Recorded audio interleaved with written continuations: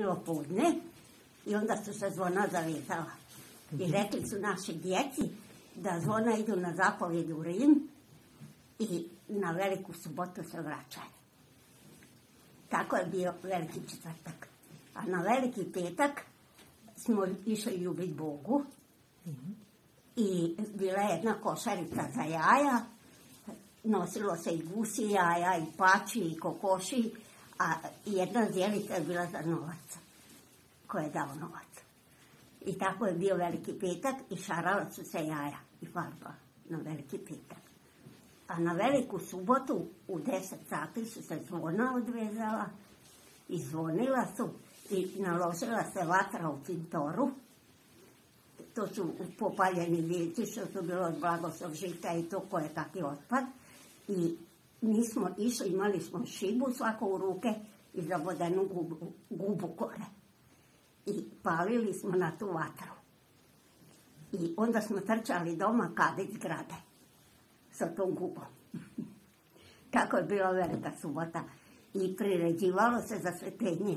Kuvala se šunka, kobasica, slanina, jaja. I to se sve priređivalo za svetenje. U 2 sata je bilo svetenje u crkve.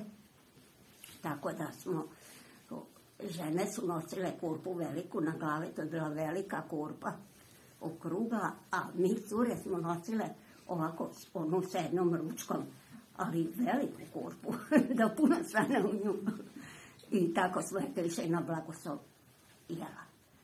Bila je šunka, slanina, kobasica, jaja, ren, bijeli luk zeleni i to se sve metilo u kurpu.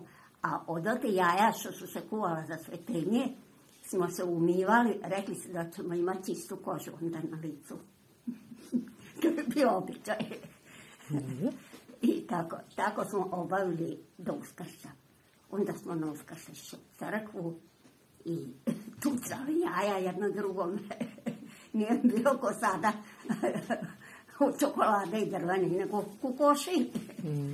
I tako smo obavili sve. Eto, tako je bio Uskrs naš. A kako se pripremao uskrsni kruh? Pa, peko se u peći. I to na Veliki petak. Se peko kruh i za svetenje smo pekli u rajlike. Ali u peče. I gore se od tijesta otkinulo, pa su se napravili kočikovi i našaralo se. To je bio kruh za svetenje. Posebno.